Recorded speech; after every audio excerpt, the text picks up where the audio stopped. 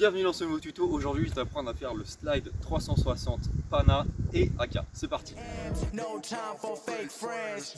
Too many people be calling my phone, but I never be picking it up. Got everyone that I need in my circle, I never be going and switching it up. Rocking with the people who will follow me when I never thought it would have happened and I never got love. Donc, jusqu'à maintenant, c'est toujours comme ça que j'ai appelé ce geste-là. C'est un slide, comme ça. Ensuite, tu fais un 360.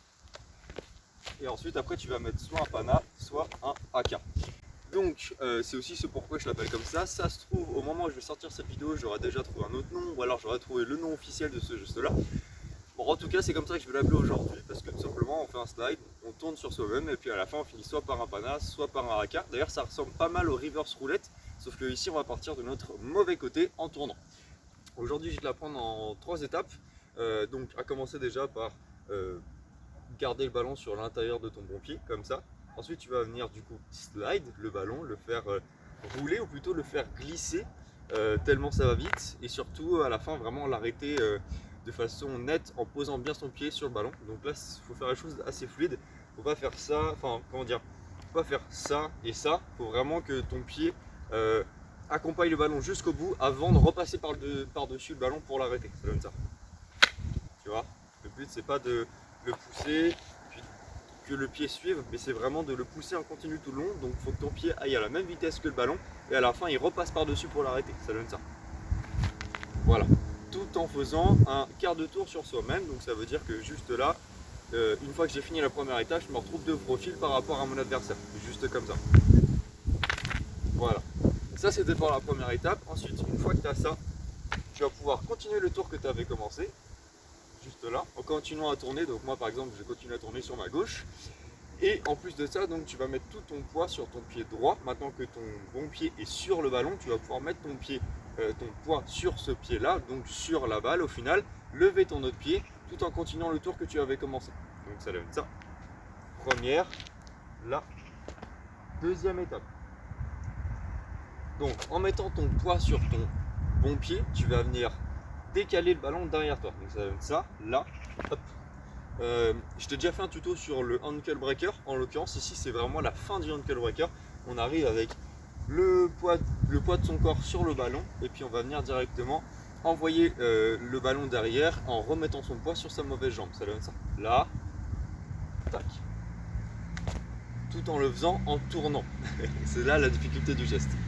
Pour la deuxième étape, tu mets tout ton poids sur ton bon pied, tu lèves ton pied gauche. Et juste ici, après, tu rechanges. Donc, tu envoies le ballon derrière, tu remets ton poids sur ton bon pied en le faisant en tournant. Donc, ça donne ça.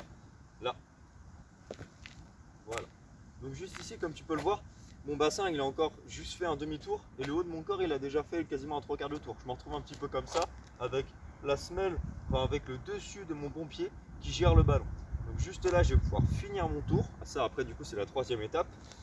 Je finis mon tour, j'envoie la balle en roulant sur mon côté gauche, donc en continuité de ce que j'avais fait au début, juste ici, là. Et puis après, pour la troisième et toute dernière étape, vraiment la finalité, juste ici, avec l'extérieur de mon mauvais pied, je vais pouvoir faire une touche en poussant entre les jambes de l'adversaire.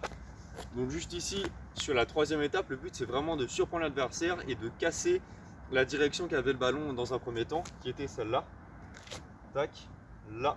Ici, le but c'est vraiment de pousser le ballon et de casser la direction pour que l'adversaire soit surpris. Donc s'il est en face de moi, il voit le ballon rouler juste ici, il va juste essayer de te suivre un petit peu. Et au dernier moment, au moment où il va ouvrir, au final, et ben, tu pousses le ballon et ça va passer entre ses jambes. Et forcément, tu leur as mis Pana. Donc ça, c'est pour la partie Pana. Mais en l'occurrence, à la fin, pour la partie AK, c'est quasiment la même chose. Donc dans un premier temps, la partie Pana en entière, les 3 étapes, ça donne ça. 1, 2 et 3. Voilà, ça c'était pour le Pana. Maintenant je vais t'apprendre exactement le même geste en finissant par un AK. Donc ça me fait un petit peu penser encore une fois au reverse roulette. Sauf que ici du coup c'est le slide 360. Donc ça donne ça. Première étape est la même. Deuxième étape est la même. Et au moment de la troisième étape, quand le ballon va rouler juste ici vers toi, plutôt que de le laisser rouler sur le côté, tu vas faire en sorte qu'il roule vers toi. Tu vas venir le lever avec du coup ta mauvaise jambe et finir jambe tendue avec ta bonne jambe. Donc ça donne ça. Tac. Première, deuxième, troisième et quatrième. Voilà. Après, comme tous les AK, tu peux t'en servir soit pour faire un grand pont à ton adversaire, soit pour mettre un but, soit pour faire un lob, mais en tout cas voilà, moi je pense avoir appris le gros de ce geste là avec le pana plus le haka.